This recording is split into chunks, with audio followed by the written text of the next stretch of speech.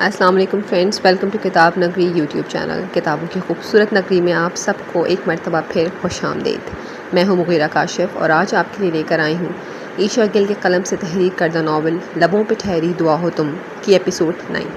Episode کو شروع کرنے سے پہلے آپ ہمارے چینل کو سبسکرائب کر دیں، ویڈیو لائک کر دیں اور بیل آئیکن ضرور کلک کر دیجیے۔ تو چلیں شروع کرتے ہیں۔ دل کب سے بے چین تھا، بے سکون تھا۔ طبیعت خرابی کے باوجود بھی وہ کب سے کمرے میں چکر کاٹے جا رہی تھی۔ مجھے آغا سے بات کرنی ہے، مجھے انہیں بتانا ہے کہ میں ان سے اس طرح دور نہیں رہ سکتی جس طرح آج انہوں نے مجھے خود سے دور کیا۔ جب وہ جان ہی گئے ہیں کہ مجھے ان سے محبت ہے تو اب مزید کیا چھپانا؟ ایسا تو نہیں چل سکتا ہمیشہ۔ انہیں مجھ سے پہلے کی طرح بات بھی کرنی ہوگی، مجھے سننا بھی ہوگا اور مجھ سے ملتے بھی رہنا ہوگا۔ یہاں سے وہاں چکر کاٹتی خود ہی سے مخاطب وہ رکی، بیڈ پہ پڑا اپنا موبائل اٹھایا اور انہیں کال ملانے لگی۔ بیل جا رہی تھی مگر کال نہ اٹھائی گئی۔ آغا پلیز یوں مت کریں، کال اٹھائیں، مجھے آپ سے بات کرنی ہے۔ پلیز آغا ایک بار مجھے سن لیں۔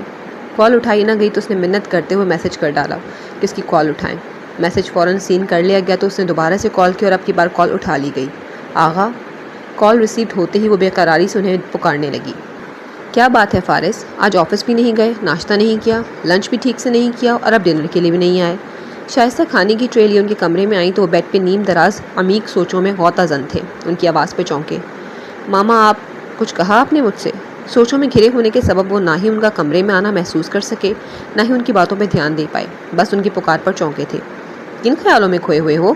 انہوں نے اپنی بات دہرانے کی بجائے ان کی بے دھیانی کا سبب پوچھنا چاہا اور بیٹھتے ہوئے ٹرے گود میں رکھی۔ نہیں کہیں نہیں، جواب نہیں تھا، یا شاید ہوتے ہوئے بھی وہ اصل جواب ان کے گوش گزار نہیں کر سکتے تھے۔ آج آفس کیوں نہیں گئے؟ لنچ پہ تو مجھ سے کہہ رہے تھے کہ 2-3 گھنٹوں کے لیے چلا جاؤں گا، مگر پھر کمرے میں بند ہو گئے۔ اب کھانے کے لیے بھی نیچے نہیں آئے، آخر کیوں؟ کیا وجہ ہے؟ وہ ان کی ماں تھیں، وہ ماں جو ہر لمحہ ان کے مستقبل اور خوشیوں کو لے کر فکر مند رہتی تھیں۔ بس آج طبیعت کچھ ناساز ہے، بتایا تو تھا۔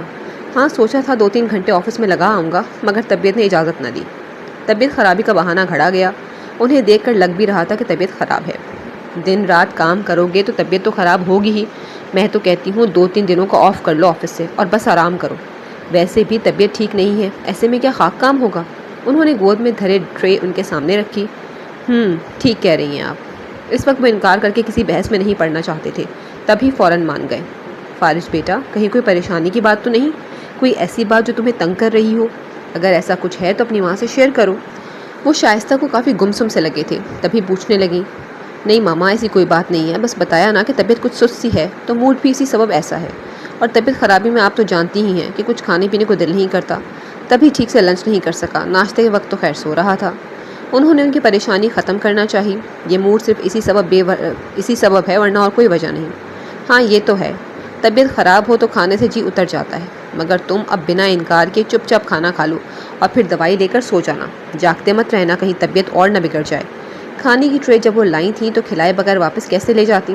اچھا ٹھیک ہے، آپ جائیں آرام کریں، میرے لیے پریشان مت ہو، میں ٹھیک ہو جاؤں گا، انفیکٹ کل تک چنگا بھلا ہو جاؤں گا اور کھانا بھی کھا لوں گا۔ وہ جبراً مسکرائے تھے، ورنہ مسکراہٹ تو کہیں کھوسی گئی تھی۔ آمین آمین۔ انہوں نے آغا فارس کی کل تک چنگا بھلا ہو جانے والی بات میں آمین کہہ ڈالا۔ سارا کھانا ختم کرنا اوکے؟ وہ اٹھیں اور جاتے جاتے پھر سے کھانے کے متعلق سختی سے کہنا نہ بھولیں۔ وہ تو چلی گئیں، مگر کھانا کھانے کا ان کا کوئی موڈ نہ تھا۔ صرف ان کی خاطر چند نوالے لے کر ٹرے اٹھا کر ٹیبل پر رکھ دی اور ٹیرس پر آ کھڑے ہوئے۔ کل ہوئے انکشاف نے انہیں تو ہلا کر رکھ دیا تھا۔ سوچ سوچ کر ان کا دماغ آج بھی پھٹ رہا تھا، بس یہی سوچ کہ اسے آخر مجھ سے محبت کیسے ہو سکتی ہے؟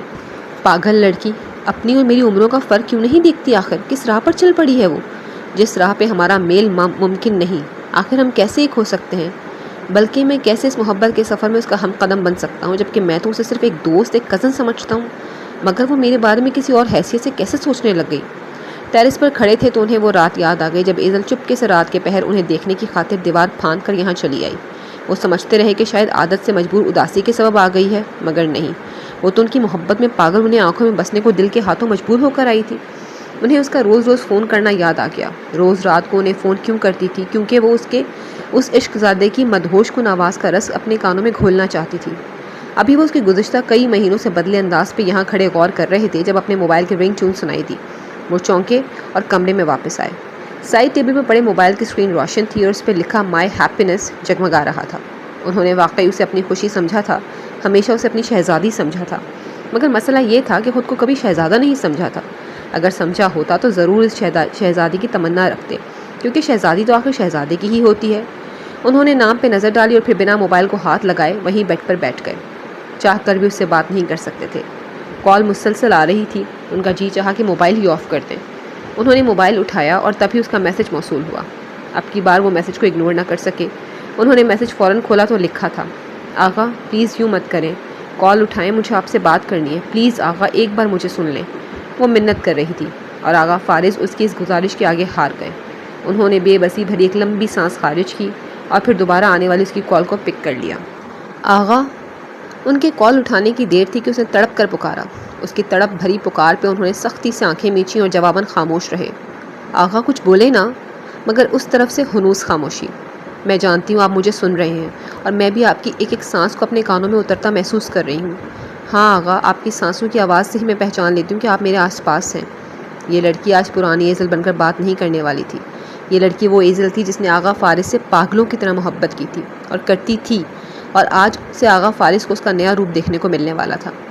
وہ ایزل کے اس روپ کے عادی نہیں تھے، ناواقف تھے، تبھی اس کی ایسی بات سے حیران رہ گئے۔ کیسے کھوئے کھوئے سے انداز میں وہ بنا ڈرے بنا جھجکے ایسی بات بول گئی کہ وہ انہیں ان کی سانسوں کی آواز سے پہچان لیتی تھی۔ آپ کی خوشبو مجھے آپ کے قریب ہونے کا پتہ دیتی ہے۔ شاید آپ مجھے پاگل سمجھیں، مگر میں تو فون پر بھی آپ کی خوشبو کو اپنی سانسوں میں محسوس کر سکتی ہوں۔ وہ مزید گویا ہوئی تھی۔ تم پاگل ہو چکی ہو ایزل۔ اور وہ واقعی اسے پاگل قرار دے گئے۔ وہ اسے نارمل نہیں کہہ سکتے تھے۔ ہاں آغا، میں پاگل ہوں، صرف اور صرف آپ کی محبت میں۔ میری محبت کا مجھے ایسا جواب مت دیں۔ آپ جانتے ہیں نا کہ میں آپ کے بغیر نہیں رہ سکتی، آپ کی ناراضگی نہیں سہ سکتی۔ مجھ سے پہلے جیسے ہو جائے نا آقا، مجھ سے آپ کا ایسا رویہ برداشت نہیں ہو پا رہا، مجھ سے بات کریں پلیز، کچھ تو بولیں۔ وہ انہیں اپنے دل کی حالت سے آگاہ کر رہی تھی، ان سے پہلے ایسا ہو جانے کی منت کر رہی تھی۔ اور یہ سب کہتے ہوئے کب چہرہ آنسوؤں سے تر ہو گیا، کب آواز رند گئی، اس نے محسوس ہی نہ کیا، مگر اس کی بھررائی آواز اس کی تڑپ آغا فارس کو تکلیف میں مبتلا کر رہی تھی۔ میں واقعی نہیں جانتی کب کیسے مجھے آپ سے اتنی شدید محبت ہو گئی، مگر اب آپ کے علاوہ میں کبھی کسی اور کا نہیں سوچ سکتی۔ میرے دل و دماغ میں صرف آپ ہی بستے ہیں اور ہمیشہ آپ ہی بستے رہیں گے۔ آپ سن رہے ہیں نا آغا میں کیا کہہ رہی ہوں؟ ان کی خاموشی اسے بہت کھل رہی تھی، بہت تڑپا رہی تھی۔ خدا کے لیے چپ کر جاؤ۔ وہ مزید اس کا محبت نامہ نہ سن پائے۔ میری جان، میری گڑیا، یہ محبت نہیں ہے، یہ صرف ایک وقتی جذبہ ہے۔ تمہیں جو مجھ سے ہے وہ محبت کسی اور نوعیت کی ہے۔ تم بچپن سے صرف مجھے اپنا سب سے اچھا دوست مانتی آئی ہو، سب سے زیادہ میرے ساتھ وقت گزارا، ہر بات مجھ سے شیئر کی، سب سے زیادہ اعتبار مجھ پہ کیا، مجھے اہمیت دی، اور محبت کے لیے بھی تمہیں لگتا ہے کہ شاید تمہاری زندگی میں بس جبکہ ایسا نہیں ہے۔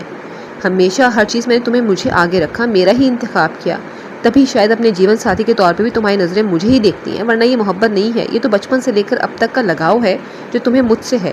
اس لگاؤ کو محبت کا نام مت دو۔ وہ کس کو سمجھا رہے تھے؟ کیا ایزل کو یا خود کو؟ نہیں، وہ اس سے زیادہ خود کو سمجھا رہے تھے کہ یہ محبت ہرگز نہیں ہو سکتی۔ وہ سراسر خود کو تسلیاں دے رہے تھے۔ یہ وقتی جذبہ نہیں ہے، کوئی لگاؤ نہیں ہے، یہ میری آپ کے لیے شدید محنت ہے آغا، جسے آپ قبول نہیں کر پا رہے، مگر آپ کو قبول کرنا ہوگا آغا۔ میں آپ کے علاوہ کسی اور کی کبھی نہیں ہو سکتی، اس لیے آپ کو مجھے اپنانا۔ شٹ اپ ایزل، پاگل مت بنو، کیا فضول بولے جا رہی ہو؟ جب ایک بار کہہ دیا کہ یہ کوئی محبت نہیں، تو یہ سب اپنے دماغ سے تم نکال کیوں نہیں دیتی؟ وہ اسے بیچ میں ٹوکتے سرد مہری سے بول اٹھے۔ ان کا یہ رویہ ہمیشہ اسے سہما دیتا تھا۔ تمہارا اور میرا کوئی میل نہیں، نکالو اپنے دماغ سے یہ خناس۔ آئندہ میں تمہارے منہ سے یہ لفظ محبت مت سنوں، آئی سمجھ؟ اور ہاں، کوئی ضروری بات ہوئی تو ہی آئندہ کال کرنا، ورنہ فضول باتوں کے لیے مجھے کال کرنے کی ضرورت نہیں۔ شقی القلبی سے کہتے ہوئے کال کٹ کر گئے، جبکہ وہ موبائل ہاتھ میں لیے ٹپ ٹپ برستی آنکھوں کے ساتھ اسے تکے گئی۔ محبت کا یہ کیسا جواب مل رہا تھا اسے؟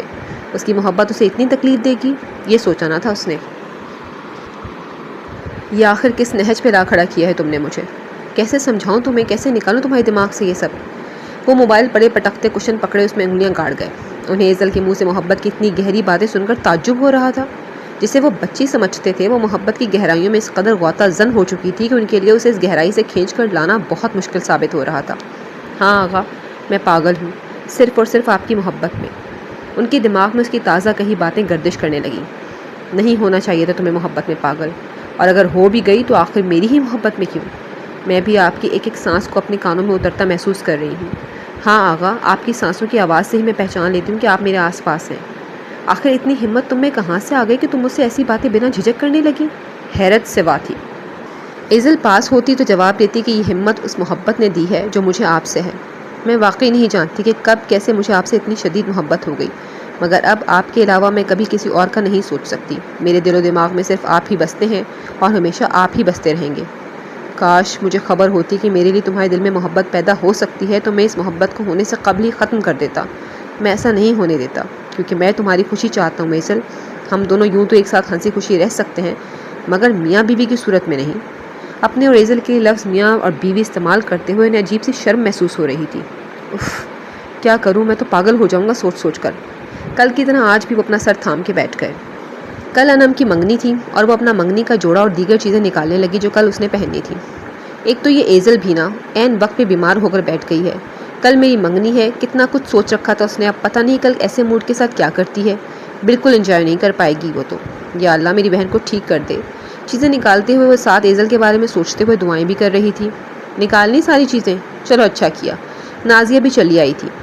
کل 12 بجے تک پارلر چلی جانا، 1-1.5 گھنٹہ تو تمہیں تیار ہونے میں لگ جائے گا۔ 2 بجے وہ لوگ آ جائیں گے، ان کے آتے ہی ہم پہلے کھانا لگانے کا کریں گے تاکہ کھانے سے فارغ ہو کر آرام سے رسم ادا کریں، کیونکہ پھر یہ رسم وغیرہ کرنے میں ذرا وقت لگ جاتا ہے۔ وہ پہلے سے بتائی بات انم کے سامنے پھر سے دہرانے لگی۔ کل جمعہ تھا اور جمعے کے فوراً بعد لنچ کے ٹائم پہ ان لوگوں نے آ جانا تھا۔ ایزل بیمار پڑی تھی، ورنہ گھر میں منگنی کی اچھی خاصی رونق اس کی طرف سے لگی ہونی تھی، مگر ابھی تو پتہ ہی نہیں چل رہا تھا کہ کل اس گھر میں کوئی ایونٹ بھی ہے۔ جی ماما، یہ بات آپ صبح سے 10 دفعہ بتا چکی ہیں، اب تو مجھے حفظ ہو چکی ہیں یہ ساری باتیں، انم نے مسکرا کر بتایا۔ کیا کروں انم بیٹا، بھول جاتی ہوں۔ کل منگنی ہے تمہاری، کوئی چھوٹی موٹی بات نہیں، تبھی فکر مندی میں شاید یہ بات بار بار کہے جا رہی ہوں۔ خیر تم بتاؤ، کسی چیز کی ضرورت تو نہیں، سب چیزیں پوری ہیں نا؟ انہوں نے اس کے کپڑے جوتے جیولری وغیرہ دیکھتے ہوئے استفسار کیا۔ جی ماما، سب اوکے ہے، کچھ نہیں چاہیے، آپ ریلیکس ہو جائیں اور جا کر سو جائیں۔ انم نے انہیں بے فکر ہو کر سو جانے کا کہا۔ بس کل کے فنکشن کو لے کر تھوڑی فکر مند ہوں، ورنہ تو میں مطمئن ہوں کہ اتنے اچھے لوگ ملے ہیں۔ بس اللہ تمہارے نصیب اچھے کرے، تمہاری خوشیوں کو نظر بد سے بچائے۔ اس کا چہرہ دونوں ہاتھوں میں بھرتی وہ محبت سے گویا ہوئی۔ آمین۔ نہیں لگے گی کسی کی نظر، آپ ہیں نا میرے لیے ہر لمحہ دعائیں کرنے کے لیے۔ وہ بھی لاڈ سے ان کے گرد اپنے بازو حائل کر گئی۔ ماں ہونا ہر لمحہ ڈر لگا رہتا ہے اپنی بچیوں کے لیے، میں تو اپنی دونوں بچیوں کے لیے ہر لمحہ دعا گو رہتی ہوں۔ اب دیکھو نا، ایزل کتنی ایکسائٹڈ تھی تمہاری منگنی کے لیے، مگر عین وقت پہ طبیعت خراب ہو گئی۔ میری بچی کا تو چہرہ مرجھا کر ہی رہ گیا ہے، کیسے ٹھیک سے خوشی منا پائے گی؟ خود بھی پریشان ہو رہی ہوگی وہ۔ تم اب یہ سب ایک ہی جگہ رکھو تاکہ کل پارلر جاتے کچھ بھول نہ جاؤ۔ میں ذرا ایزل کو دیکھ لوں پھر سوتی ہوں۔ وہ ایزل کو دیکھنے کمرے سے نکل کر زینوں کی جانب بڑھ گئیں، جبکہ انم ساری چیزیں اٹھا کر صوفے پہ رکھنے لگی۔ ڈریس کافی بھاری تھا، کہا بھی تھا ایزل کو کہ کوئی لائٹ سے ڈریس پسند کرے میرے لیے، مگر اتنا بھاری بھرکم پسند کر لیا، پتہ نہیں کیسے پہنوں گی میں۔ وہ بڑبڑاتی ہوئی تمام سامان صوفے پہ رکھے خود سونے کی خاطر بیڈ پر آ بیٹھی، جب سائڈ ٹیبل پر پڑا موبائل بج اٹھا۔ اس وقت کس کی کال آ گئی؟ رات کے 11:30 ہو رہے تھے، تبھی اس نے خود سے سوال گو ہوتے ہوئے کہا۔ جب وہ موبائل اٹھایا تو کوئی انجانا نمبر جگمگا رہا تھا، نہ جانے کون ہے۔ اسے کبھی رانگ نمبر سے کال نہیں آئی تھی، اس لیے انجانا نمبر دیکھ کر گھبرا گئی اور کال اٹھائی ہی نہ، مگر موبائل تھا کہ چپ ہونے کا نام ہی نہیں لے رہا تھا، بجے ہی جا رہا تھا۔ آخر کون ہے جو کال پہ کال کیے ہی جا رہا ہے؟ کیا پتہ کوئی جاننے والا ہی ہو، کیا پتہ کسی نے نمبر چینج کر لیا ہو۔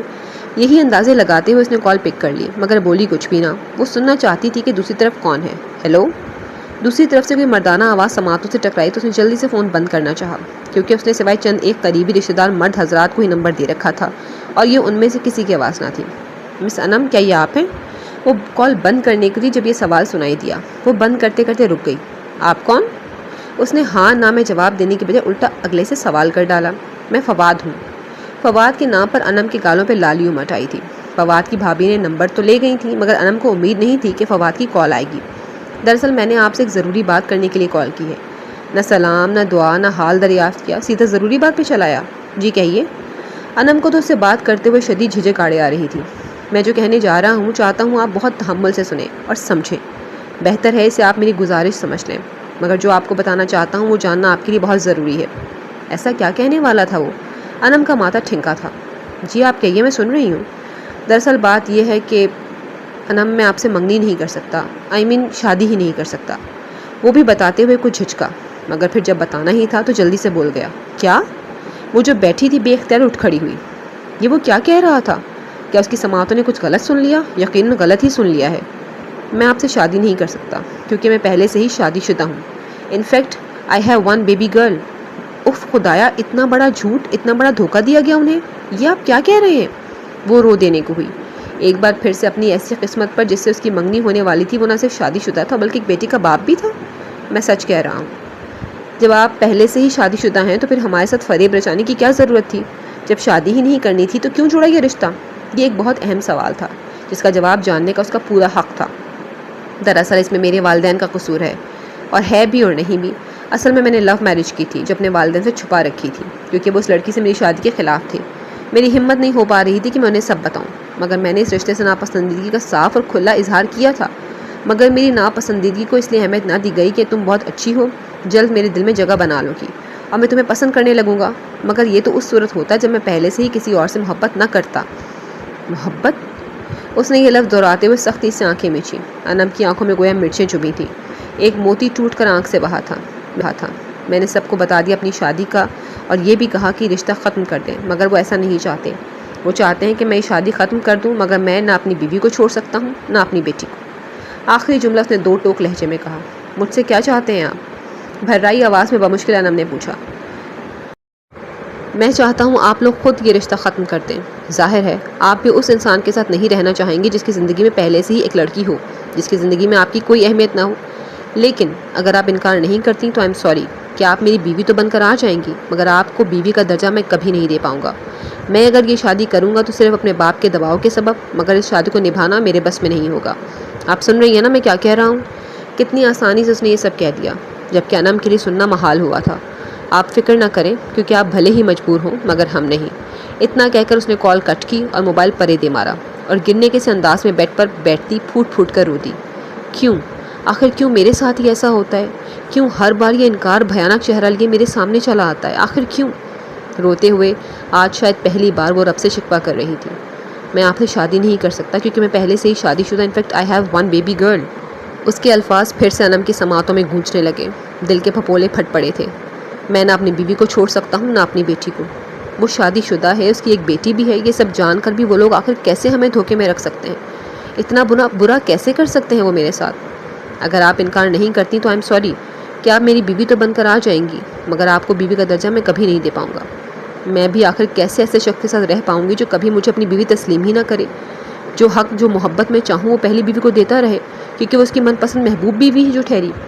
میں یہ رشتہ نہیں جوڑ سکتی، مجھے ماما بابا کو بتانا ہی ہوگا۔ میں اس شخص کے ساتھ بھی برا کروں گی اور اپنے ساتھ بھی۔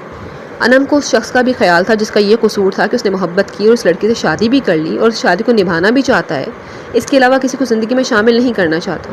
انم کے نزدیک فواد کا کوئی قصور نہ تھا، محبت کرنا کوئی جرم تو نہیں، اور اس نے تو والدین کے آگے انکار بھی کیا، حتیٰ کہ انم کو ساری حقیقت سے آگاہ بھی کیا، کیونکہ وہ اسے دھوکے میں نہیں رکھنا چاہتا تھا۔ وہ اٹھی اور صوفے پڑی چیزوں کو دیکھنے لگی جن کو اپنے تن پہ ڈھال کر اسے کل سنجنا سنورنا تھا۔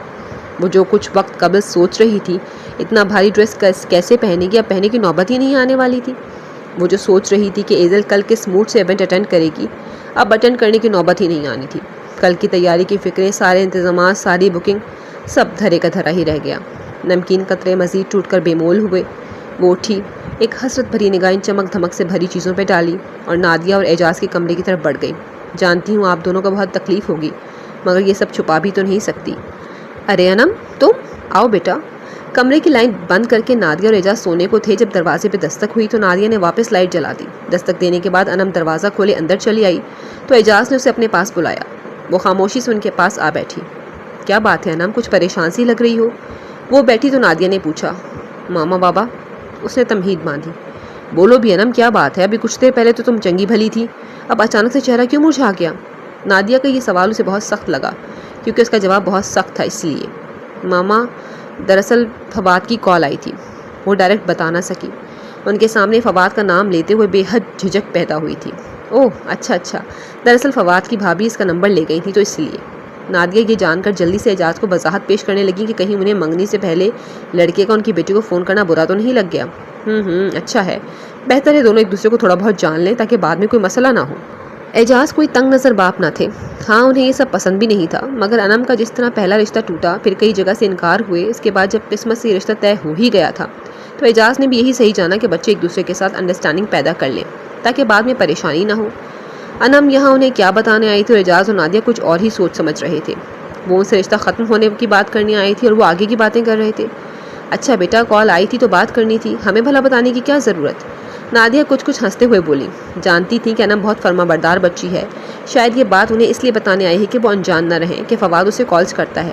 ماما بابا میں آپ کو اس لیے بتا رہی ہوں کیونکہ انہوں نے مجھ سے انڈرسٹینڈنگ پیدا کرنے یا مجھے جاننے کے لیے فون نہیں کیا تھا، بلکہ وہ رکی تھی، چند لمحوں کا توقف کیا تھا۔ بلکہ کیا؟ اب تو اعجاز اور نادیہ کو بھی اس کے تاثرات اور لہجے سے تشویش ہوئی کہ شاید فواد نے کوئی ایسی بات کی ہے جو ان کے لیے جاننا بہت ضروری ہے۔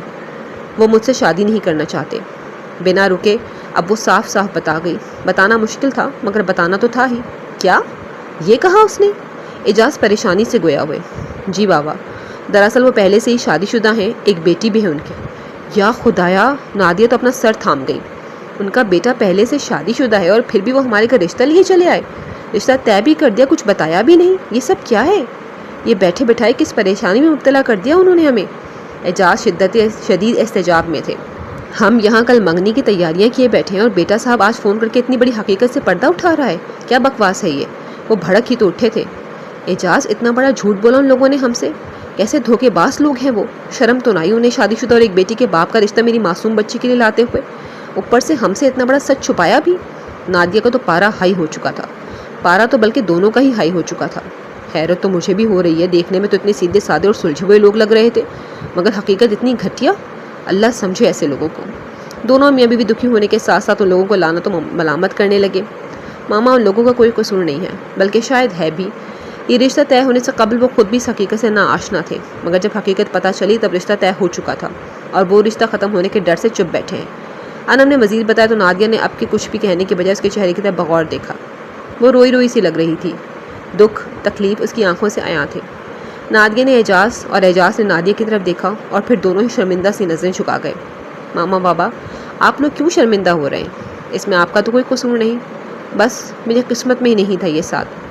اس نے نادیہ اور اعجاز کا ایک ہاتھ تھامتے ہوئے انہیں خواہ کی شرمندگی سے نکالنا چاہا۔ بھلے ہی ہمارا کوئی قصور نہیں مگر ہم بے بس تو ٹھہرے ہی۔ ہمارے بس میں ہوتا تو یہ خوشی کب کی تمہاری جھولی میں ڈال چکے ہوتے۔ نہ جانے رب کو کیا منظور ہے، ہر بار یہ خوشی اس دہلیز سے اندر آنے سے قبل ہی واپس لوٹ جاتی ہے۔ نادیہ بے بسی کی انتہا پر تھی۔ کل کا سارا انتظام کروا رکھا تھا انہوں نے، خاص قریبی لوگوں کو بھی انوائٹ کر رکھا تھا۔ اب کیسے ایک ایک کو فون کر کے منع کرتے، کیسے اتنی تکلیف دہ خبر سب کو سناتے؟ آپ پریشان مت ہو ماما، ایک طرح سے اچھا ہی ہوا کہ فواد نے ہمیں وقت سے قبل ہی اس حقیقت سے آگاہ کر دیا، کیونکہ بقول ان کے وہ اپنے گھر والوں خاص کر والد کو انکار نہیں کر سکتے۔ اور ایسے میں کیا آپ کو اچھا لگتا کہ میں ایک ایسے شخص کی بیوی بن جاتی جو مجھے کبھی بیوی کی حیثیت ہی نہ دیتا؟ اس نے انہیں سمجھانا چاہا۔ وہ بھی اپنی جگہ ٹھیک ہے مگر کیا ہی اچھا ہوتا اگر وہ چند روز قبل ہمیں آگاہ کر دیتا۔ مجھے تو سمجھ نہیں آ رہی کہ کیسے انکار کروں سب کو۔ نادیہ کو انم کی تو فکر تھی ہی، جس کا آج بھی ایک رشتہ ٹوٹ گیا، مگر لوگوں کی بھی اتنی ہی تھی جنہیں وہ انوائٹ کر چکی تھی۔ ان لوگوں سے تو میں کل بات کروں گا۔ ارے شادی ہے، کوئی مذاق نہیں۔ جب بیٹا راضی نہیں تو زبردستی کرنے کی کیا ضرورت ہے؟ زندگی تو ہماری بچی کی برباد ہوتی۔ اعجاز نے کل ان لوگوں سے بات کرنے کی ٹھانی اور یقیناً وہ ان کی اچھی خاصی بے عزتی کرنے والے تھے۔ کچھ کم سنانے کا ارادہ تو نادیہ بھی نہیں رکھتی تھی۔ انم بیٹا تم جاؤ اپنے کمرے میں۔ اعجاز نے اسے جانے کا کہا تو وہ اٹھی اور کمرے سے نکلنے لگی، مگر دہلیز پہ کھڑی ایزل کو دیکھ کر قدم وہیں جامد ہو گئے۔ دیکھ تو اعجاز اور نادیہ بھی چکے تھے۔ ایزل حیران پریشان اور اداسی چوکھٹ سے ٹیک لگائے کھڑی تھی۔ سب سننے کے بعد بولنے کے لیے اس کے پاس کچھ بھی نہیں تھا۔ ایزل تم کب آئیں؟ انم کو لگا وہ شاید ابھی آئی ہے، تبھی اپنے چہرے پہ زبردستی کی مسکراہٹ سجاتی بولی۔ تبھی جب آپ بتا رہی تھی کہ فواد بھائی آپ سے شادی نہیں کرنا چاہتے کیونکہ وہ پہلے سے ہی شادی شدہ ہیں۔ اس کے جواب پہ زبردستی کی سجی مسکراہٹ مفقود ہو گئی۔ انم نے ایک سرد آہ خارج کی اور بنا کچھ کہے اس کے پاس سے گزرتی اپنے کمرے میں چلی گئی۔ ایزل تمہاری طبیعت کیسی ہے بیٹا؟ اعجاز نے اس کے سامنے یوں ظاہر کرنا چاہا جیسے یہ سب وہ بڑے آرام سے برداشت کر گئے ہوں، مگر ایزل اپنے ماں باپ کی آنکھوں میں امٹ آتی تکلیف کو فراموش نہیں کر سکتی تھی۔ پہلے لگ رہا تھا کہ ٹھیک ہوں مگر اب نہیں ہوں، اب تو شاید کوئی بھی ٹھیک نہیں ہے۔ آزردگی بھرا جواب دیتی وہ انہیں اکیلا چھوڑے چلی گئی۔ تسلیاں دلاسے دینے کو اس کے پاس کچھ نہ تھا، کیونکہ صبح سے وہ خود ان تسلیوں کی محتاج لگ رہی تھی۔ اور کتنا حسرت سے دیکھیں گے اس جوڑے کو۔ میں تو کہتی ہوں بھلے ہی یہ جوڑا ہماری طرف کا ہے پھر بھی جائیں اور جا کر ان لوگوں کے منہ پر مار کر آئیں، لیکن نہیں، آپ رونے سے زیادہ اور کر بھی کیا سکتی ہیں؟ انم جو جوڑے پہ ہاتھ پھیرے نمناک آنکھیں لیے حسرت سے اسے دیکھ رہی تھی، ایزل کی آواز پہ سر اٹھا کر اسے دیکھا، جو رو تو نہیں رہی تھی ہاں مگر دکھی ضرور تھی۔ آخری جملہ سیدھا انم پہ طنز تھا۔ تم جانتی ہو کہ میں ایسا نہیں کر سکتی، وہ پچمردگی سے گویا ہوئی۔ تبھی تو بتا دیا کہ آپ کیا کر سکتی ہیں، آپ صرف رو سکتی ہیں، جو کہ آپ بخوبی کر رہی ہیں۔ کیوں رو رہی ہیں ذرا یہ تو بتائیں؟ کوئی قیمتی نگینہ ہاتھ سے نکل گیا یا وہ آپ کا خواب تھا جو ادھورا رہ گیا؟ لعنت کیوں نہیں بھیجتی ایسے لوگوں پر؟ رونا ہے تو کسی ڈھنگ کے انسان کے لیے روئیں، ایسے دوکلے لوگوں کے پیچھے یہ آنسو کیوں ضائع کر رہی ہیں؟ اوہ، تو غصہ اس بات کا تھا ایزل کو۔ رو تو میں اس لیے رہی ہوں ایزل کیونکہ پہ آ کر وہ اٹک گئی۔ آپی، میری پیاری آپی۔ ایزل اپنا غم بھلائے اسے دلاسہ دینے کو آگے بڑھی۔ آپ اس لیے رو رہی ہیں کیونکہ آپ مایوس ہو جاتی ہیں۔ ایک بار پھر سے رشتہ ختم ہونے کا دکھ ہم سب کو بھی ہے، مگر یہ بھی تو دیکھیں کہ جو بھی رشتے ختم ہوئے وہ آپ کے قابل تھے ہی نہیں۔ ہر رشتہ ختم ہونے میں کوئی نہ کوئی مصلحت ہی تھی جو ہمیں نظر بھی آئی۔ آپ بس اللہ سے امید نہ چھوڑیں۔ پہلے بھی کہا تھا اور اب بھی کہوں گی کہ آپ کے لیے اس نے کچھ بہت ہی اچھا سوچ رکھا ہو۔ جس طرح ہر مشکل کے بعد آسانی ہے، اسی طرح ہر درد کے بعد آرام ہے، ہر غم کے بعد خوشی بھی ہے۔